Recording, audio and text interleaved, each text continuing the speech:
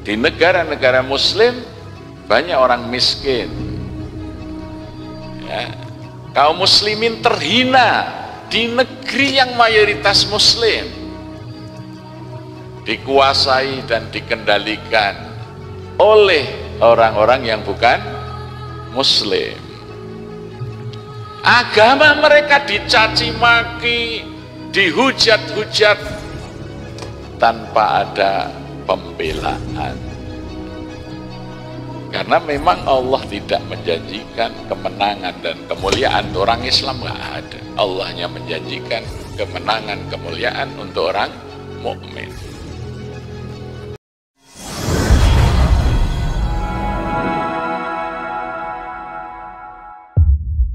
Rabbi zidni ilma warzuqani fahma. Allahumma bika asbahna wa bika amsayna wa bika nahya wa bika namut wa ilaikan nusyur. Hadirin wal hadirat jamaah salat subuh Masjid Inabah yang dimuliakan Allah, bersyukur kita pagi ini dapat melaksanakan salat subuh berjamaah di Masjid Inabah ini. Semoga menjadi ibadah kita yang makbul, yang diterima Allah Subhanahu wa ta'ala. Amin. Sebab salat subuh itu merupakan bukti atau penanda keimanan. Di dalam surah Al-Isra ayat ke-78 Allah menyatakan, aqimis salata liduluki syamsi ila ghasakil laili wa qur'anal fajr inna qur'anal fajri kana masyhuda. Tegakkan salat ketika matahari telah tergelincir dan ketika telah datang gelap malam, dan tegakkan salat di waktu fajar. Inna Qur'anal fajri kana masyhuda. Sesungguhnya salat di waktu fajar adalah salat yang disaksikan. Salat di waktu fajar adalah salat subuh. Sayyidina Umar Ibnul Khattab menafsiri ayat ini, salat subuh itu adalah salat persaksian. Saksikanlah bahwa mereka yang selalu hadir dalam salat subuh berjamaah di masjid, sungguh-sungguh mereka orang yang mukmin. Profesor Buya Hamka pernah mengatakan, kalau ingin melihat orang muslim, lihatlah masjid-masjid di hari Jumat, di saat salat Idul Fitri dan Idul Adha. Merekalah orang-orang muslim. Tapi kalau ingin melihat orang mukmin, lihatlah masjid-masjid mereka itu di saat subuh. Jadi ini bedanya ini. Kalau orang mukmin itu subuhan. Kalau orang muslim jarang subuhan. Ya. Bukti dan penanda imannya seseorang itu berjamaah subuh. Jadi yang tidak pernah berjamaah subuh itu masih muslim, belum mukmin. Dalam surah Al-Hujurat ayat ke-14, pernah orang-orang Arab gunung datang kepada Rasulullah menyatakan, ya, qalatil arabu, ya, telah berkata orang-orang Arab itu kepada Nabi Muhammad, amanna, kami telah mukmin. Qul, kata Allah, katakanlah Muhammad kepada mereka, lam tu'minu, kalian belum beriman. Walakin qulu aslamna, tapi katakanlah kami telah muslim. Falamma yadkhulil imanu fi qulubikum, sebab iman itu belum meresap ke dalam hati-hati kalian. Jadi penanda yang terkuat dari keimanan itu adalah mendatangi jamaah sholat di waktu subuh. Bahkan lebih keras lagi Rasulullah menyatakan, ini hadisnya muttafaq alaih, inna asqalas shalah alal munafiqun as-salatul isya was salatus subah. Sungguh yang paling berat bagi seorang munafik, seseorang yang dalam dirinya masih ada unsur-unsur nifak, adalah mendatangi jamaah di waktu isya dan subuh. Ya. Dan sekiranya orang-orang munafik itu memahami, mengetahui pahala sholat berjamaah di kedua waktu itu, yaitu isya dan subuh, pastilah mereka akan datang, walau habwan, meskipun harus dengan merangkak.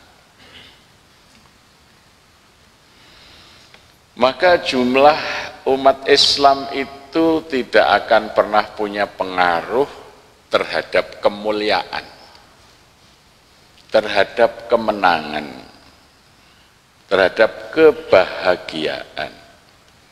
Karena Allah tidak pernah menjamin dan berjanji memuliakan orang Islam. Tidak ada janji Allah untuk kemenangan kaum muslimin, tidak ada. Yang dijanjikan adalah untuk orang mukmin. Qad aflahal mu'minun. Sungguh akan menang, sungguh akan berbahagia, sungguh akan beruntung orang-orang yang mukmin. Alladzina hum fi shalatihim khashi'un, dan seterusnya. Yaitu orang-orang yang senantiasa menegakkan sholat dengan khusyuk. Dalam sholat berjamaah itu Allah akan melihat imam. Kalau imamnya khusyuk, maka seluruh makmumnya dicatat khusyuk sholatnya. Kalau imamnya tidak khusyuk, Allah akan melihat adakah salah seorang dari makmumnya yang khusyuk. Jika ada satu saja makmum yang khusyuk, maka seluruh makmum dan imamnya dicatat khusyuk sholatnya. Kalau tidak ada yang khusyuk, imam maupun makmum satu pun, Allah melipat gandakan pahala sholat berjamaah itu 27 dibanding dengan sholat sendiri. Nah, itu keutamaan sholat berjamaah itu luar biasa. Ya. Maka Rasulullah menyatakan, man aqimas shalah fi bardain, barang siapa yang menegakkan sholat di dalam 2 saat yang dingin, itu dakhalal jannah, dia akan dimasukkan dalam surga. Penjelasannya itu bardain itu adalah sholat subuh dan sholat asar, gitu ya. Jadi kalau orang itu rajin berjamaah subuh dan asyar, itu akan dimasukkan ke dalam surga. Dan sholat itu ya berjamaah. Ya. Disinilah sebetulnya memakmurkan masjid pada tahap awal, yaitu dengan memobilisasi masyarakat untuk menegakkan sholat. Artinya melaksanakan sholatnya secara berjamaah di masjid. Maka mulia sekali takmir atau badan kemakmuran masjid atau dewan kemakmuran masjid itu, karena Rasulullah menyebut mereka itu sebagai ahlullah. Innama umaru masajida hum ahlullah. Sesungguhnya orang-orang yang memakmurkan masjid, mereka adalah ahlullah, keluarganya Allah. Jadi keluarga Allah itu satu gelar yang sangat mulia. Sehingga dulu dicita-citakan oleh setiap orang tua itu agar anaknya menjadi pelayan orang-orang yang beribadah di masjid. Itu disebut muharrar, pelayan jamaah. Sehingga ketika Maryam, mohon maaf, ketika ibunya Maryam, ya, yaitu istri Imran mengandung, maka Imran ini bernazar, ini nazartu laka fi butni muharrara. Nah, kami bernazar bahwa anak yang dalam kandungan istriku itu agar menjadi muharrar, menjadi pelayan, orang yang beribadah di Masjid Al-Aqsa. Ternyata lahir seorang perempuan, ya, yaitu Maryam. Maka akhirnya Maryam juga menjadi pelayan, orang yang beribadah di Masjidil Aqsa, dibimbing oleh pamannya Zakaria, dan dia sangat dimuliakan oleh Allah sebagai perempuan yang mulia, melahirkan seorang Rasul, Al-Masih Isa ibn Maryam, ya, dan namanya sangat dikenal oleh seluruh agama, tidak hanya Islam, ya, dari Yahudi, Nasrani, Muslim, semua memuliakan Maryam karena dia muharrar, pelayan jamaah, orang yang melaksanakan ibadah di Baitul Maqdis atau di Masjid Al-Aqsa.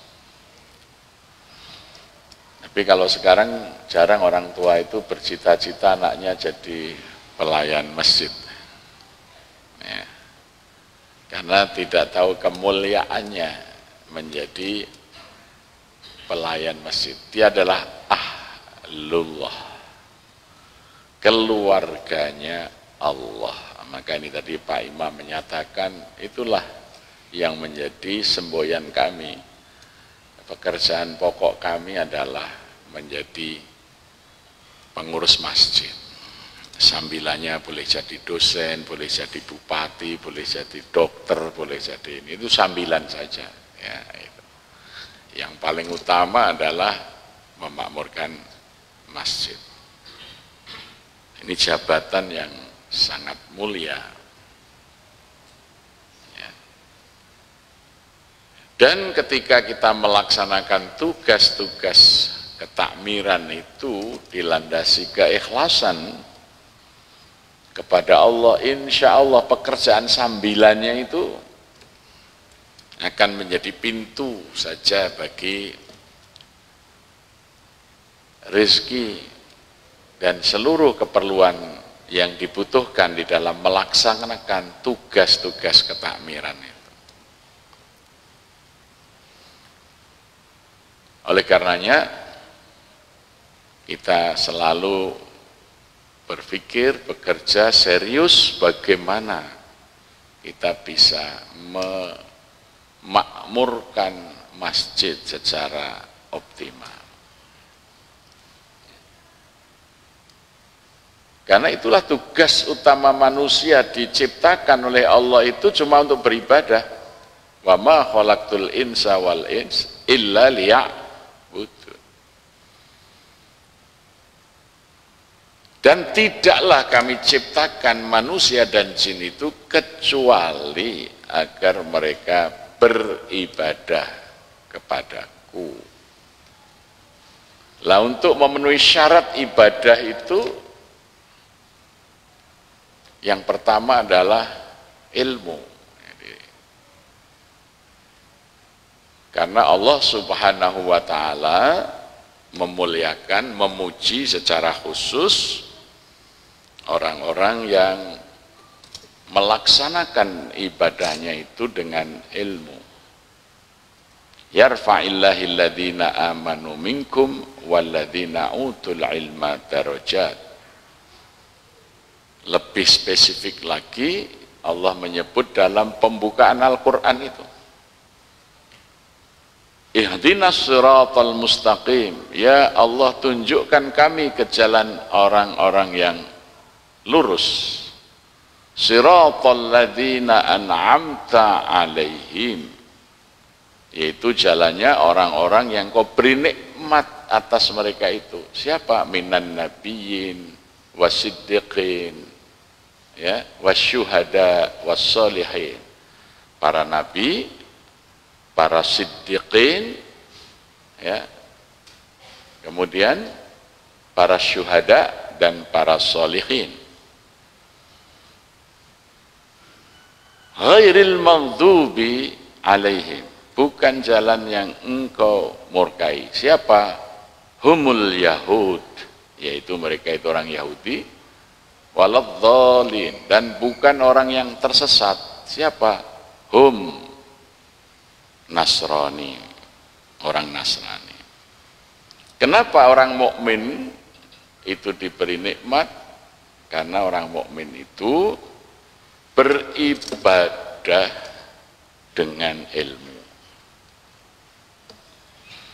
Orang mukmin itu melaksanakan ibadah didasari oleh ilmu, dan ilmunya itu diamalkan dalam ibadah. Ini ciri orang yang beriman, ciri orang-orang mukmin. Sedangkan orang-orang Yahudi, mereka itu ahli ilmu, tapi tidak ahli mengamalkan ilmunya. Jadi kitab sucinya itu mereka sangat paham, tapi mereka tidak melaksanakan perintah di dalam kitab suci itu. Sementara orang Nasrani, mereka semangat sekali beribadah, tetapi tanpa ilmu, hanya ikut-ikutan saja. Jadi diajak oleh rahib-rahibnya, oleh pendeta-pendeta, oleh kiai-kiai mereka, oleh ulama-ulama mereka, melaksanakan amalan yang tidak ada itu di dalam Al-Quran dan Sunnah, tidak diperintahkan, semangat sekali melaksanakannya, tapi sia-sia. Ya, ini disifati sebagai sifat Nasrani. Jadi orang Islam itu dibagi 3 karakter. Orang Islam yang berkarakter mukmin, mereka itu beribadah dengan sungguh-sungguh didasarkan oleh ilmu. Ibadahnya mengikuti apa yang diperintahkan Allah dan dicontohkan oleh Rasulnya. Karena mereka berilmu di dalam beribadah. Ya. Karena sesungguhnya man amila amalan, ya, barang siapa mengerjakan satu amal, laisa alaihi amruna, tetapi ibadah yang dikerjakan amalan itu tidak menjadi bagian dari apa yang kami tuntunkan, ya, fahuwa raddun, ibadah itu ditolak oleh Allah, tidak akan diterima. Kalau orang-orang Yahudi itu mereka mendalami kitabnya, tetapi mereka tidak mengamalkannya. Banyak orang-orang Islam itu yang ahli ilmu, tetapi tidak ahli amal. Ya. Mohon maaf ini. Banyak universitas dan perguruan tinggi yang mengajarkan Islam. Tapi di masjid kampusnya itu yang sholat berjamaah sedikit. Ya. Bahkan lebih banyak jumlah jamaah di kampus-kampus perguruan tinggi umum daripada di perguruan tinggi agama. Padahal mereka ini fakultasnya fakultas agama semua, itu fakultas syariah, fakultas tarbiyah, fakultas, saya tidak sebut nama perguruan tingginya ya. Tapi masjid kampusnya itu sepi ketika saat sholat berjamaah tiba. Sedangkan di kampus perguruan tinggi umum yang di situ fakultasnya teknik, kedokteran dan lain sebagainya, pada saat sholat berjamaah itu masjidnya lebih penuh. Ya.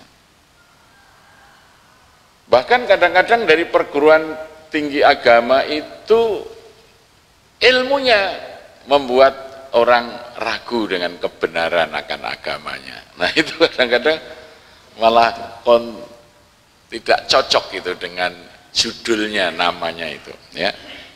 Nah, itu disifati sebagai sifat-sifat Yahudinism. Orang-orang Yahudi, mereka mendalami agama tapi tidak mengamalkan ajaran agamanya itu. Ya.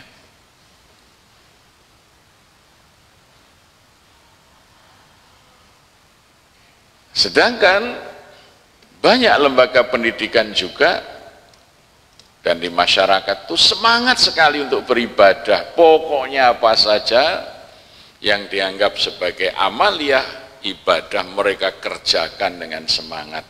Tapi mereka tidak pernah mau mempelajari apakah ibadah ini diajarkan atau tidak oleh Rasulullah SAW.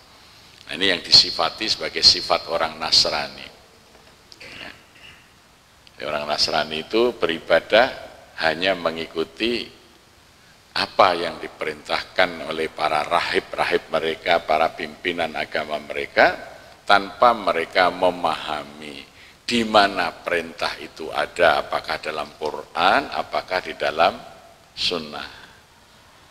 Ya. Sehingga ibadah yang sangat melelahkan itu sia-sia, karena itu Allah tidak perintahkan. Wa ma umiru ya, illa liya'budullaha mukhlishina lahuddin.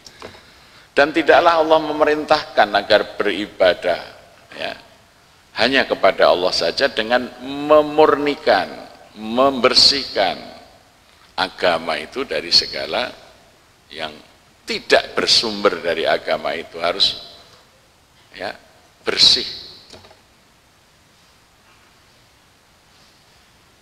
Jadi oleh karenanya masjid adalah tempat beribadah yang mana ibadah itu selalu diawali dengan kesadaran untuk mengilmui dari apa yang dilakukannya itu.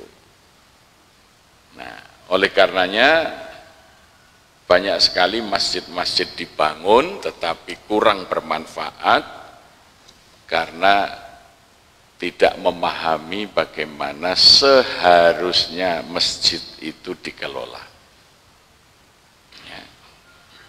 Karena hanya satu hadis saja yang menjadi pedomannya itu.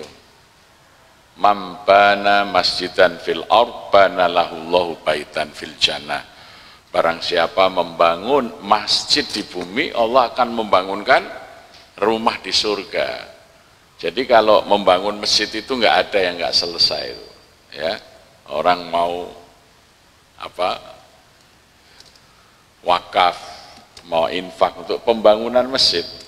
Tetapi setelah masjidnya selesai, tidak mau memakmurkannya dengan sholat berjamaah. Ya. Jadi seperti penggali kubur. Dia menggali kubur tapi tidak pernah mau masuk sendiri ke dalamnya.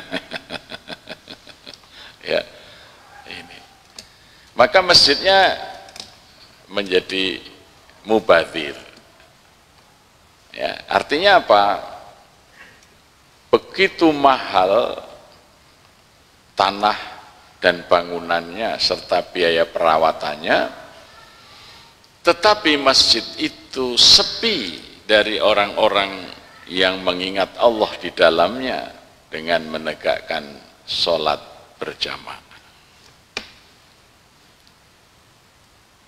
Jadi ini tanda-tanda bahwa kaum muslimin itu baru pada tingkat kemusliman, belum pada tingkat keimanan. Ya.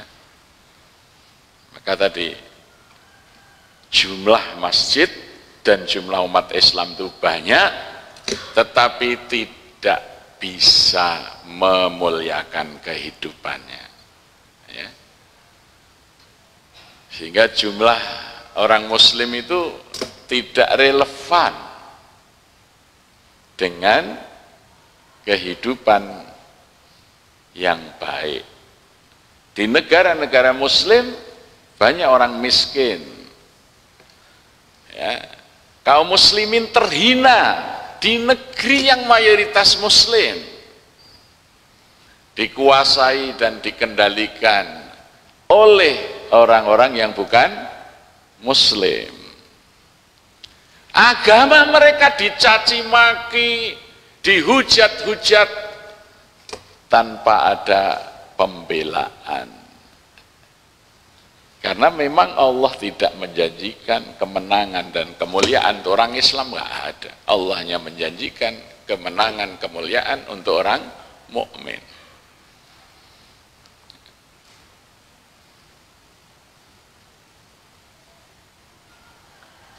Maka upaya bersungguh-sungguh harus dilakukan oleh kita semuanya agar meningkatkan keimanan masyarakat itu secara serius. Institusi atau lembaganya itulah masjid. Masjid itu dari kata sajada yasjudu, sujud, masjid. Sujud itu artinya adalah tunduk patuh kepada Allah dalam segala kehidupannya dengan penuh penghormatan. Tetapi kalau yang sujud adalah badannya, fisiknya, itu namanya sajad, bukan sujud. Maka tempatnya namanya sajadah, gitu, ya. Jadi kalau orang itu sholat berjamaah, fisiknya bareng-bareng sujud, tetapi keluar dari masjid, berdagangnya, bersosialnya, memilih pemimpinnya, tidak mengikuti aturan Allah, itu bukan masjid, itu namanya deretan sajadah. Jadi karena hanya bersama-sama sujud secara fisik, melakukan sajad, tempatnya namanya sajadah. Ya, ini namanya sajadah, tempat sujud badannya. Tapi kalau masjid itu fungsinya mensujudkan hati, pikiran, tindakan manusia, yaitu membuat orang itu tunduk patuh kepada Allah dalam segala kehidupannya. Tidak boleh riba, tinggalkan riba, ya. Tidak boleh memilih pemimpin yang tidak beriman, memilih pemimpin yang tidak beriman, ya. Sehingga memang Allah kemudian tidak memberikan kemuliaan. Masjid itu tidak diukur dari bagusnya bangunan, bersihnya bangunan, wanginya bangunan, terawatnya bangunan. Itu bukan tugas pokok takmir, ya.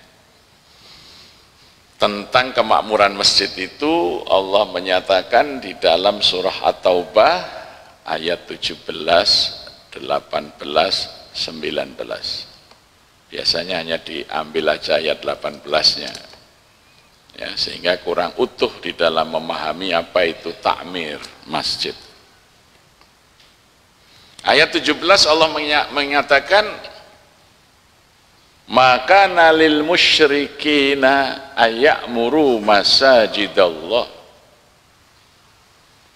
Tidaklah pantas dan layak orang-orang musyrik itu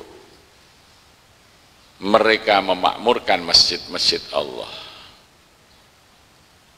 Syahidina ala anfusihim bil kufr.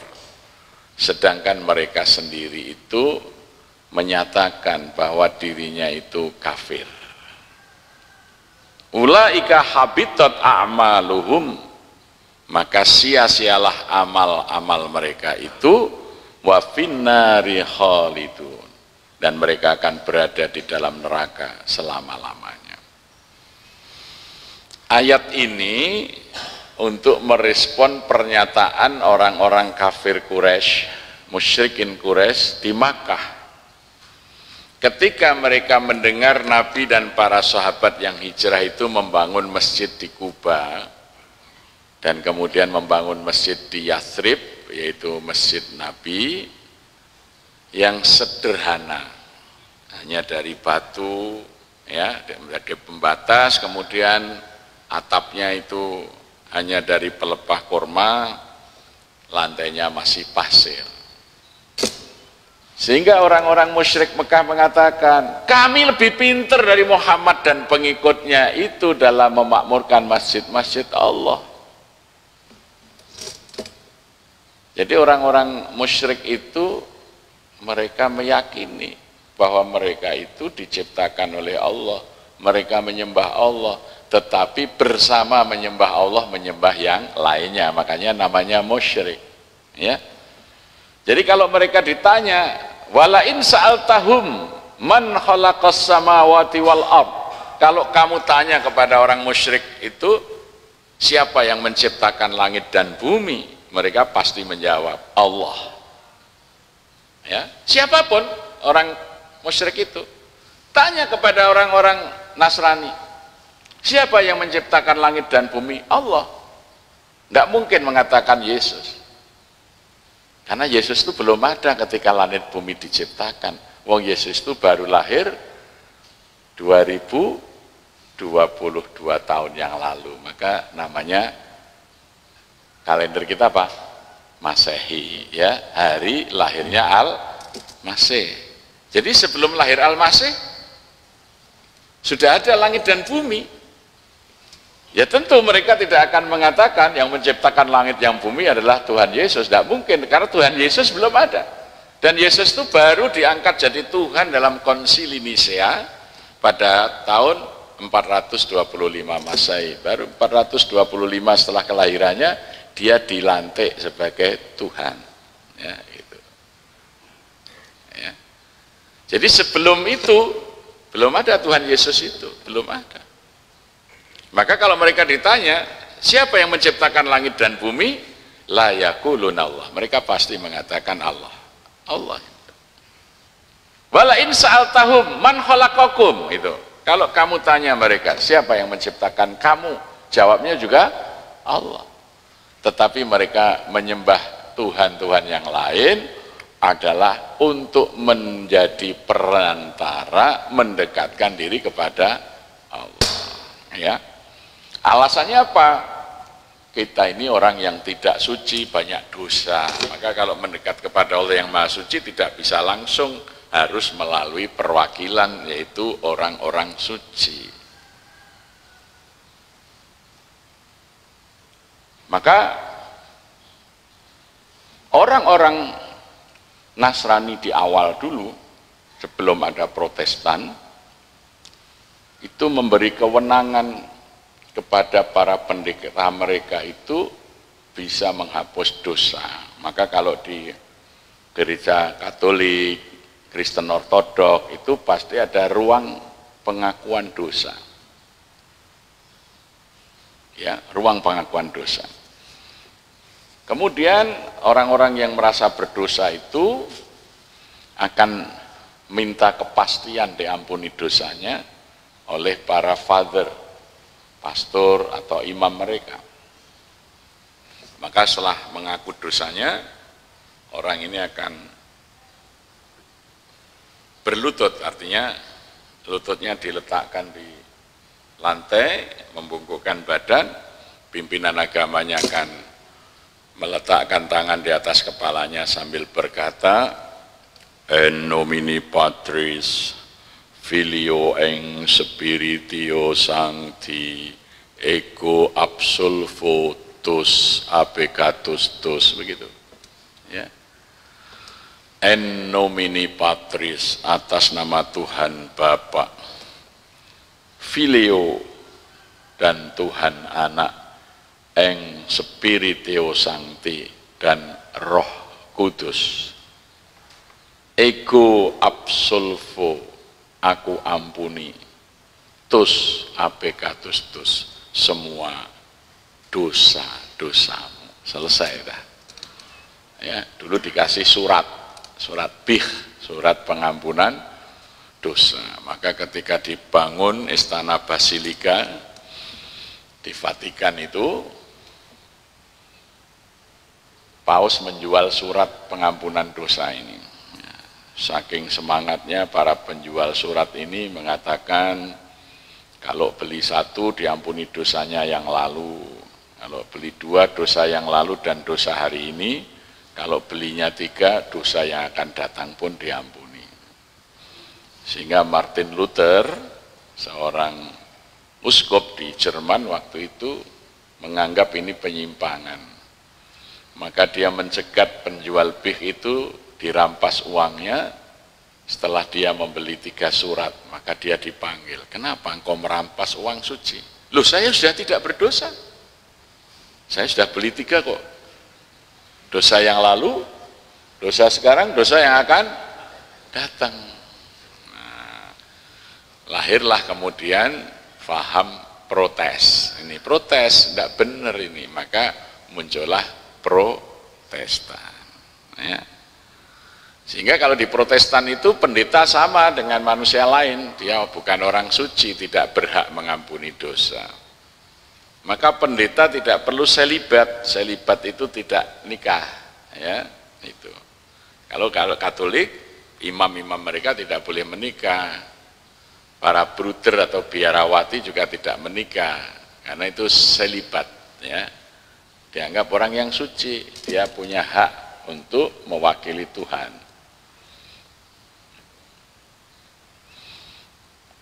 Sehingga muncul sektenya itu lebih, ya, dari 172 sekte sekarang.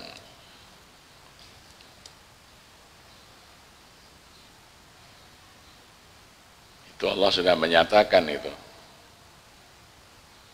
Lam yakunil ladzina kafaru min ahlil kitabi wal musyrikina mufaqina hatta, ya gitu. Sampai nanti datang al-bayyinah, bukti yang nyata.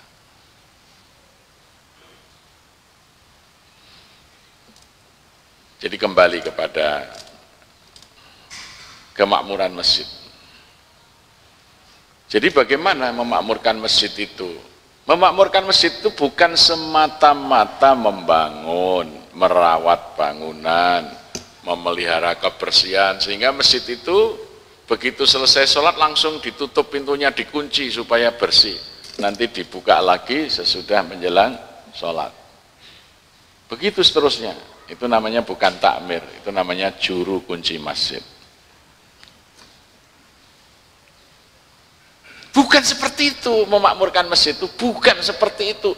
Itu lebih baik orang kafir musyrik di dalam merawat Masjidil Haram, seperti yang di dalam ayat 17 tadi.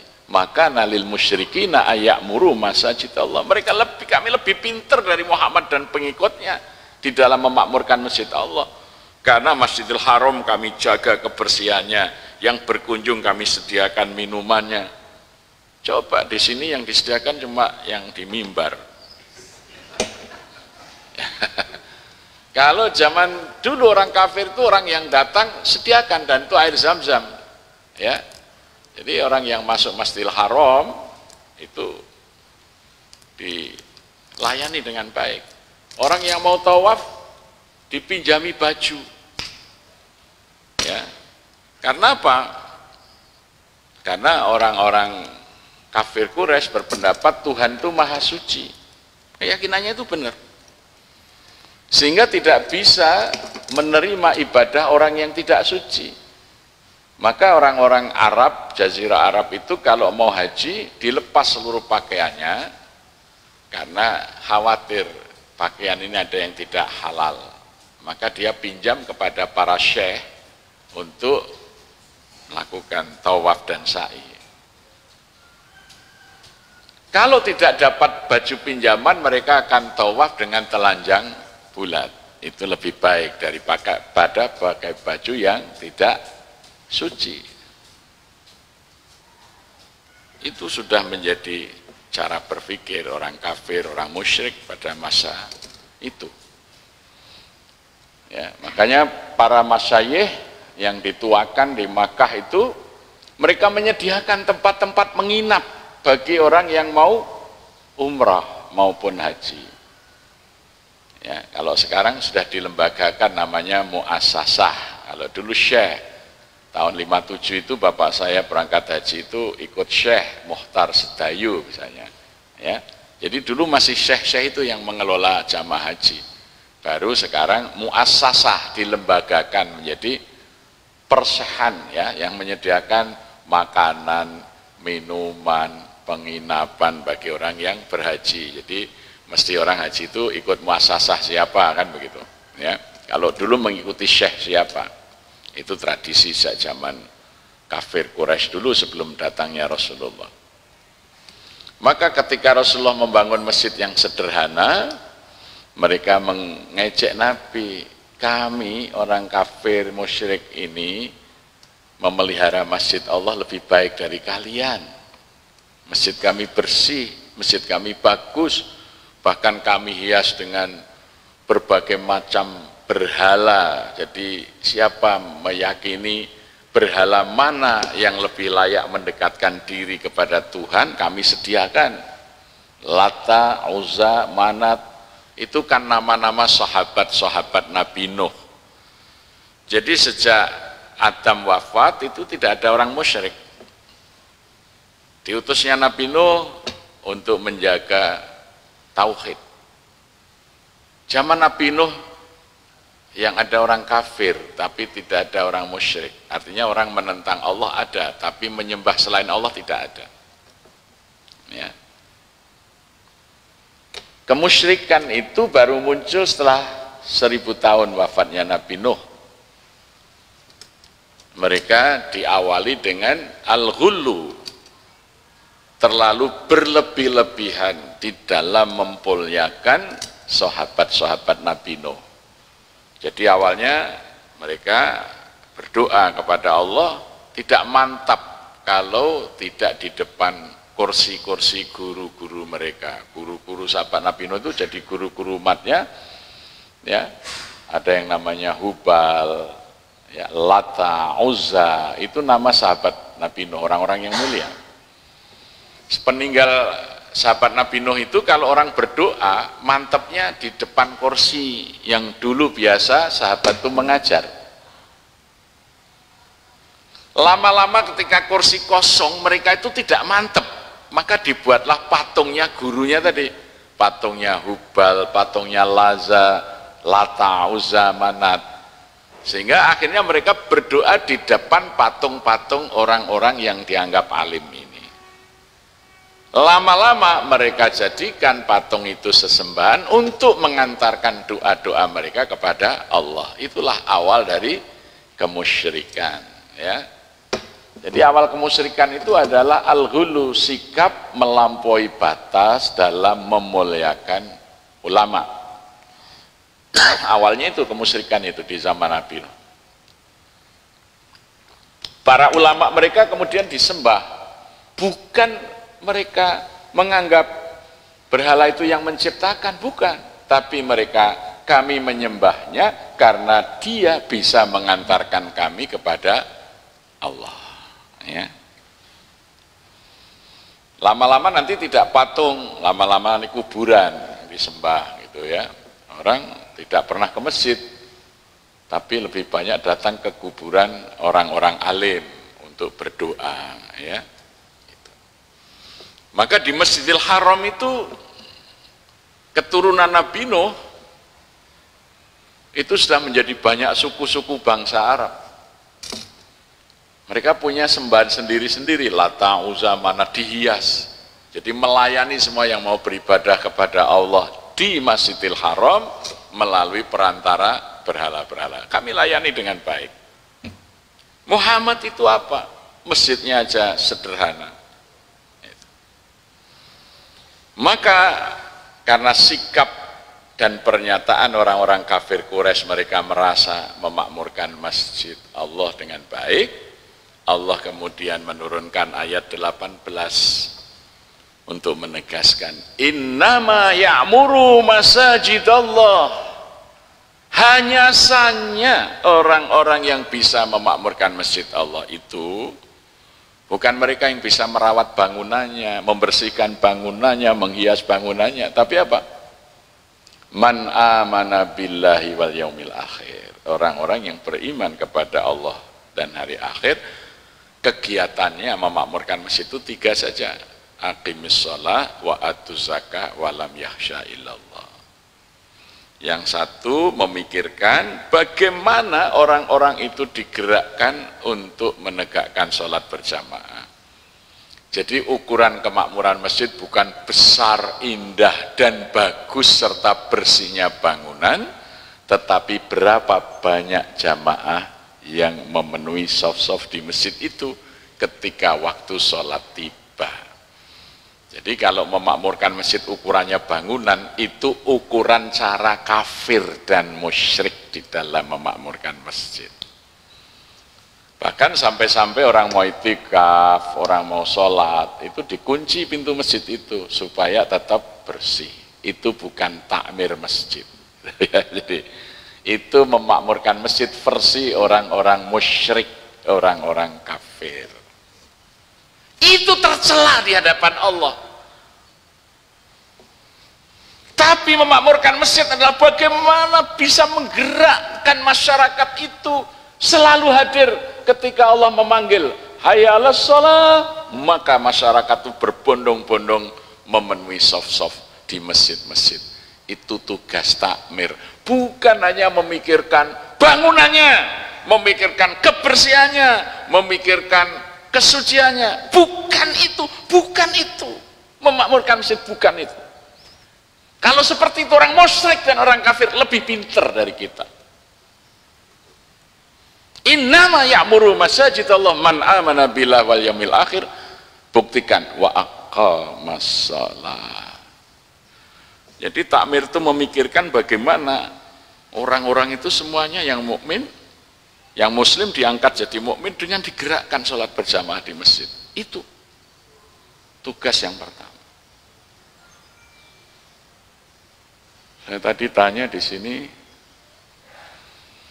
4 RT, 2 RT tapi 400 rumah. 400 rumah anggap saja rata-rata 2 orang. Mungkin 80% ada ya muslimnya. Artinya kan semestinya 800 orang, anggap sajalah yang laki-laki. Di sini ada berapa masjid dibagi, lah itulah ukuran kemakmurannya itu. Sudah makmur atau belum? Artinya sudah berapa kepala rumah tangga yang sholat berjamaah di masjid, itu ukurannya. Bukan bagusnya, bukan indahnya, bukan bersihnya, bukan rapinya masjid. Bukan itu urusan takmir itu. Itu bagian kecil daripada mengurus masjid, tapi lebih penting adalah membuat orang itu datang berjamaah. Bagaimana caranya? Ya, azan sudah memberi inspirasi. Hayya 'alas shalah, ayo sholat. Kalau mereka sudah datang, hayya 'alal falah, ayo bahagia. Maka tugas pengurus masjid itu membuat orang yang berjamaah ini bahagia. Jadi datang ke masjid itu mendapat kebahagiaan karena ibadahnya khusyuk dengan imam yang bagus, mendapat pencerahan ya, agama sehingga hidupnya tenang ya. Kemudian apa? Ya, bisa sejahtera.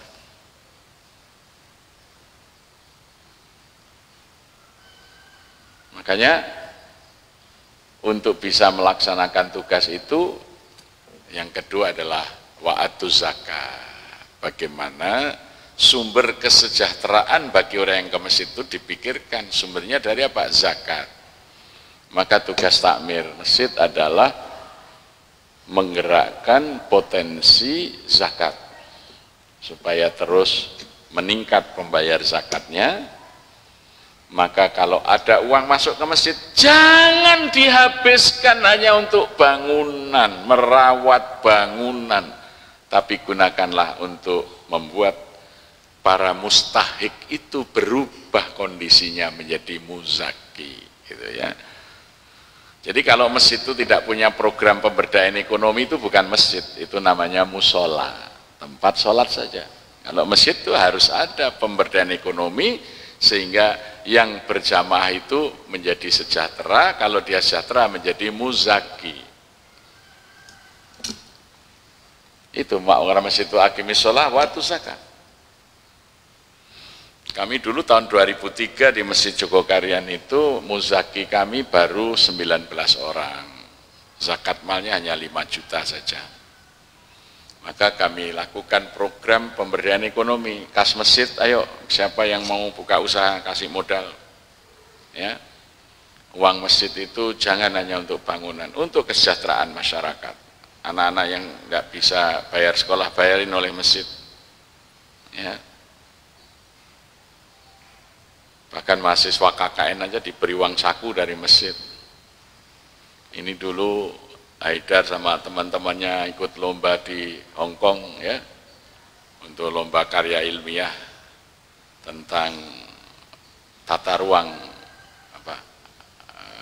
kawasan kumuh perkotaan itu. Alhamdulillah juara 1 tingkat dunia itu. Tiketnya, hotelnya, semuanya dibiayai oleh masjid gitu. Karena kami kemudian dengan pemberdayaan itu sekarang ya tahun 2021 yang lalu itu jumlah muzakinya sudah 659 muzaki dan zakat mal yang dihimpun oleh masjid sudah mencapai 2,9 miliar. Kalau dulu hanya 19 dengan 5 juta, sekarang 659 dengan 2,9 miliar. Karena program pemberdayaan ekonomi, dan sebagian besar pembayar zakat itu orang-orang yang dulunya mustahik ya. Makanya Jogokarian ini dikenal masjid dengan saldo nol, uangnya harus segera dihabiskan untuk pemberdayaan masyarakat, tidak boleh disimpan hanya untuk urusan bangunan. Itu gampang membangun bangunan itu, orang kafir, orang musyrik lebih pinter ngurusnya begitu ya. Tetapi orang musyrik, orang kafir tidak bisa menggerakkan orang sholat berjamaah, membuat berdaya orang-orang fakir, miskin, gharim itu bisa. Ya. Kami membayari hutang orang-orang yang terlilit hutang rentenir, ya. Sehingga di Masjid Jogokarian kota infaknya itu 12 kota infak reguler, yang 2 itu kota infak khusus. Rekeningnya juga 12. Orang milih, mau apa?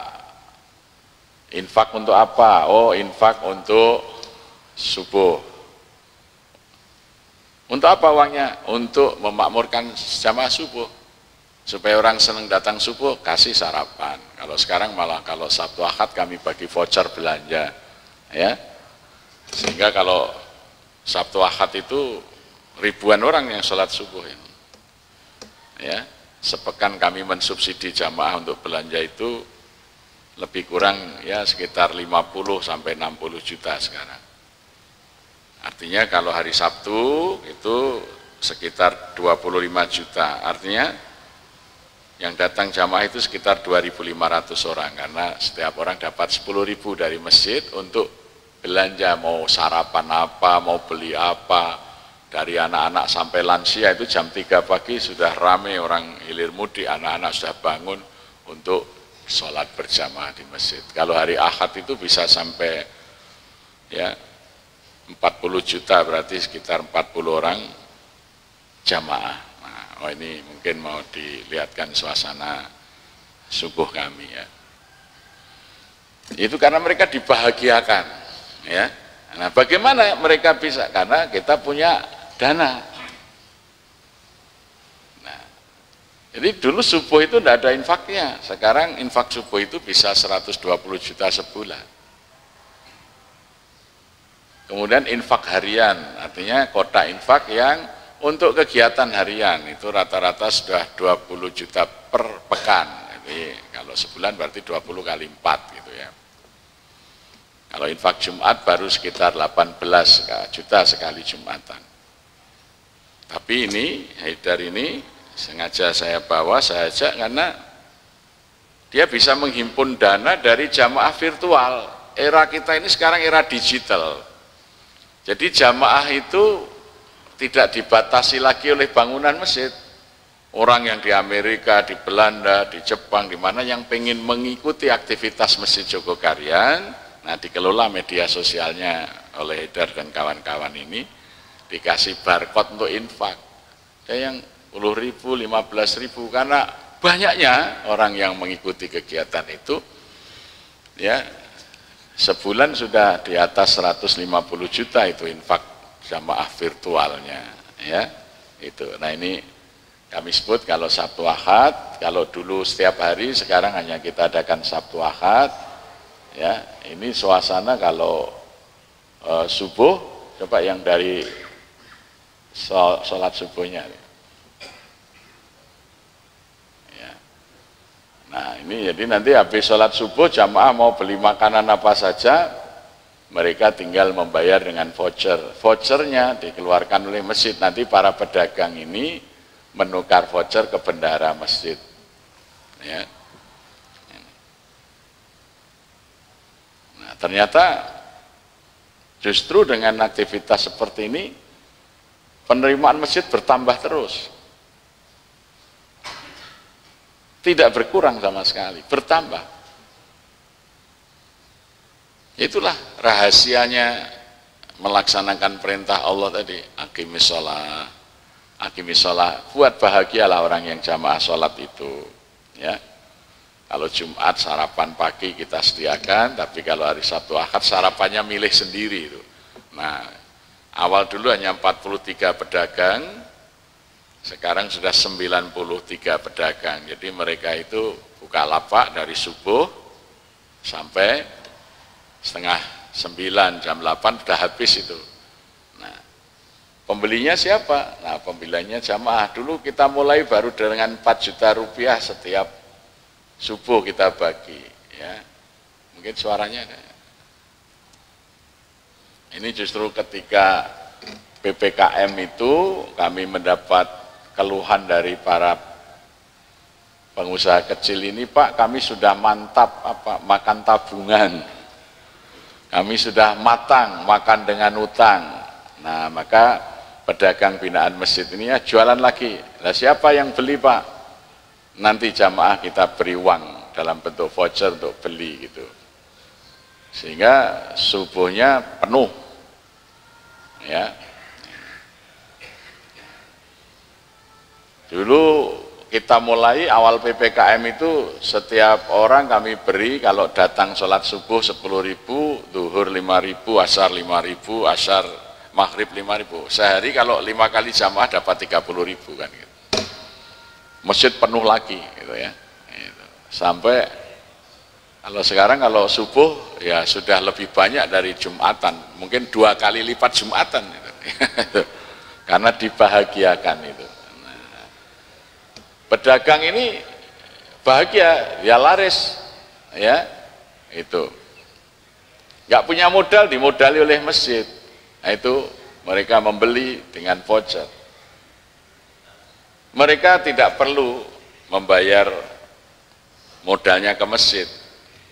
Kita nggak pernah nagih kalau mereka mengembalikan, syukur, tidak, sudah kita ikhlaskan. Tapi kalau mereka nggak sholat jamaah, kita beri SP, surat peringatan. Gitu. Jadi itu.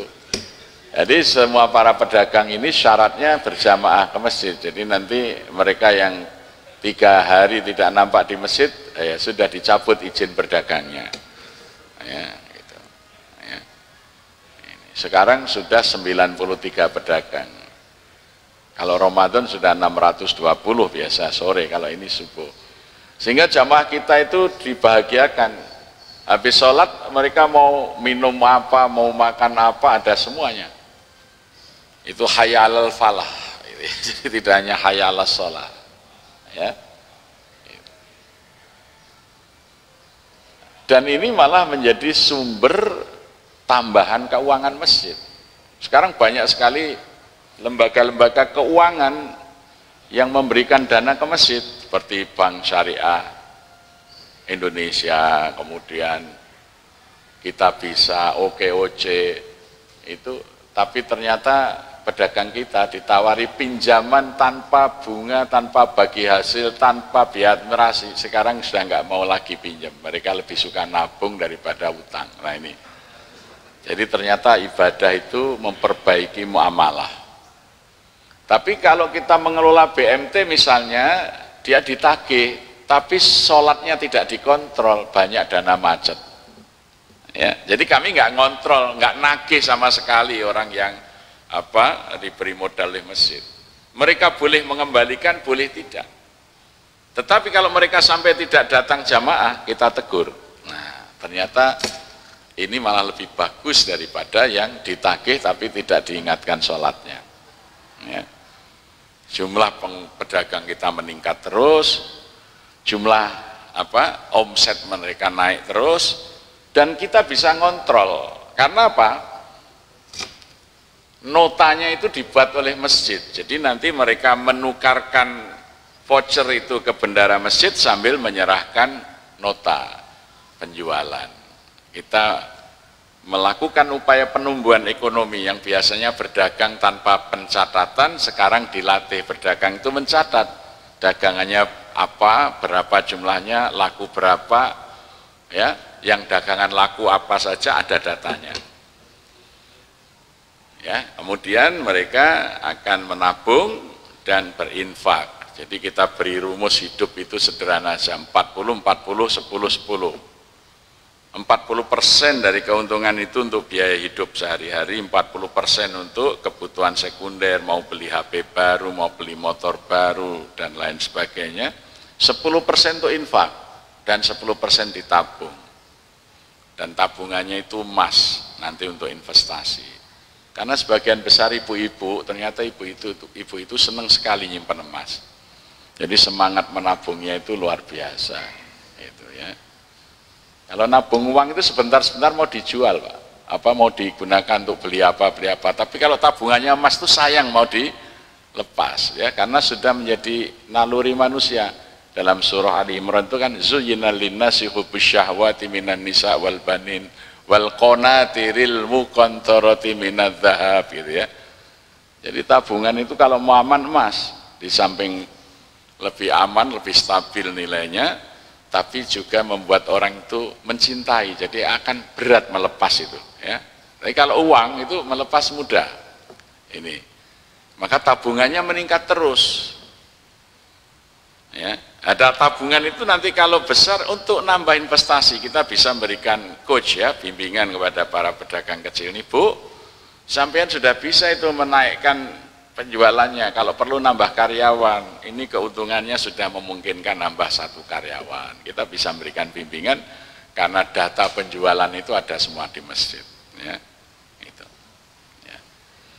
Makanya masjid adalah sumber kesejahteraan rakyat. Kemudian yang ketiga, walam yakhsha illallah.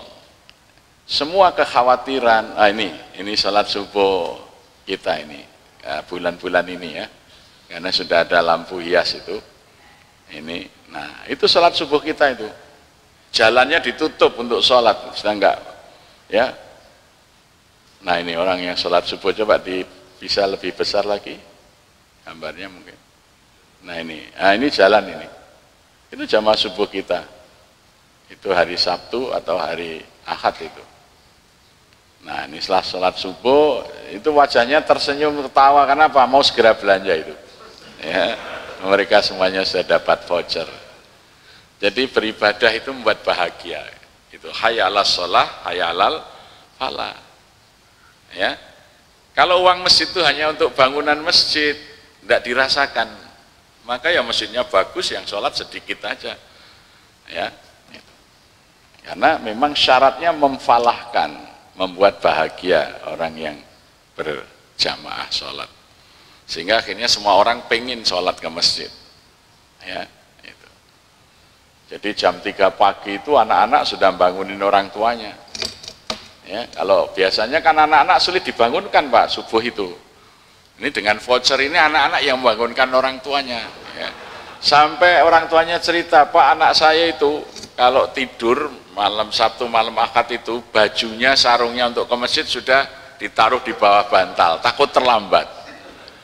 Bangunkan orang tua, jemput teman-temannya, sudah ramai sekali itu. Jadi anak-anak itu subuh di masjid itu penuh, banyak sekali anak-anak juga, dari anak-anak, remaja, orang tua, karena mereka merasakan ada falah, ada kebahagiaan ya, di masjid itu. Walam yakhsha ilallah, ya jangan sampai takut. Takut apa? Takut nggak bisa makan. Ada masjid dijamin bisa makan, karena masjid menyediakan kebutuhan pokok bagi warga tidak mampu. Ada 480 kakak miskin yang setiap 15 hari kami kirim ke rumah mereka kebutuhan pokok dari beras, minyak goreng. Ya. Sekalipun minyak goreng langka, masjid tetap berupaya membagi minyak goreng. Ya. Kemudian gula, teh, ya. Masih kita berikan tambahan kartu ATM. Kalau sekarang tidak pakai kartu, KTP-nya sudah kita program, kalau dia nggak punya beras, ambil aja di masjid pakai mesin tempel KTP-nya, keluar beras gitu ya. Nah. Tidak ada kekhawatiran anak saya gimana sekolah, kalau nggak punya biaya masjid yang membiayai sekolahnya. Ya. Nggak mungkin orang khawatir hidup di sekitar masjid, nggak mungkin lapar, nggak mungkin tidak bisa menyekolahkan anaknya, nggak mungkin tidak bisa bekerja. Karena kalau mereka butuh keterampilan, kita berikan keterampilan dan modal. Kalau mereka butuh modal untuk usaha, kami sediakan modal untuk usaha. Ya, dan ternyata setelah kita ini lakukan, itu akumulasi dana yang dikelola masjid itu bisa mencapai 12 miliar setahun. Justru ketika dulu masjid belum punya program itu, setahun cuma 43.200.000. Ya. Nah sekarang menggembirakan tidak hanya warga di lingkup masjid, sekarang orang-orang yang mengikuti kegembiraan ini melalui media sosial, ini digarap oleh tim media kami, ini koordinatornya Hidar ini, ya sudah rata-rata per pekan bisa 60 juta, ya. Pernah mencapai 250 juta sebulan. Ya. Ini siapa? Orang-orang yang dari mana-mana itu yang mengikuti kegiatan masjid melalui broadcastnya itu. Mereka berinfak. Ya. Maka ini saya ajak nanti untuk memberikan pengalaman bagaimana mengelola jamaah di luar masjid. Apa namanya?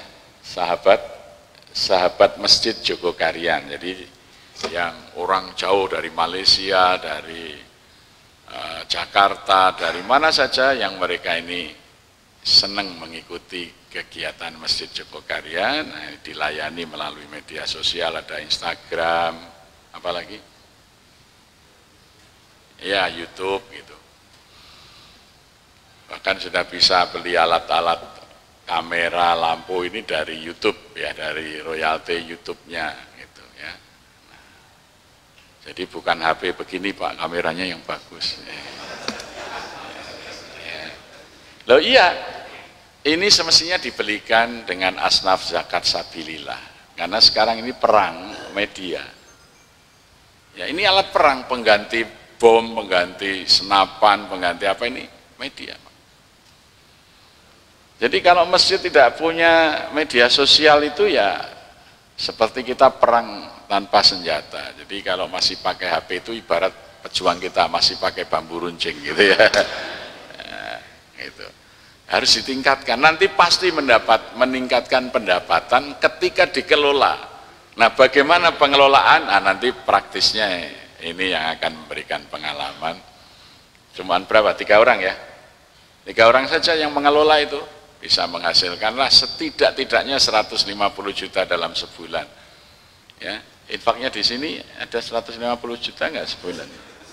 Ini khusus infak jamaah virtualnya ini yang digarap oleh 3 remaja ini.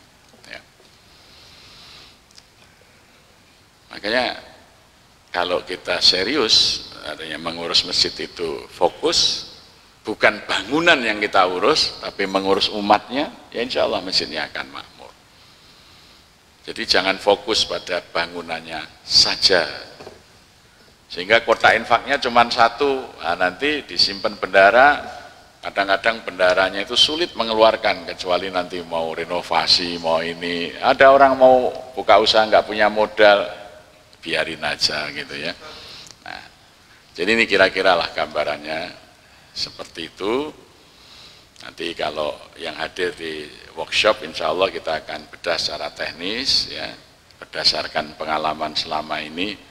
Jadi kita mulai, kalau dulu infak Jumat aja hanya 200.000 tahun 2003, zakat mal setahun hanya 5 juta ya. Jadi kita itu sedikit sekali, setahun itu cuma 43.200.000 dana yang bisa kita himpun. Sekarang untuk buka puasa saja kami lebih dari 2 miliar sekedar untuk menyelenggarakan buka puasa 1 bulan ya, karena minimal 3.000 porsi, 3.000 piring sampai kadang 5.000 piring satu hari kita sediakan untuk buka puasa. Ini sudah tahun ke-18 ya. Dan semuanya tanpa surat permohonan kepada siapapun dan tanpa proposal ya. Ini. Baik, nanti kalau ingin tahu lebih detail silakan hadir di workshop, nanti kita akan berbagi pengalaman ini ya. Demikian, mungkin kalau ada waktu untuk dialog, tanya jawab silakan. Assalamualaikum warahmatullahi wabarakatuh.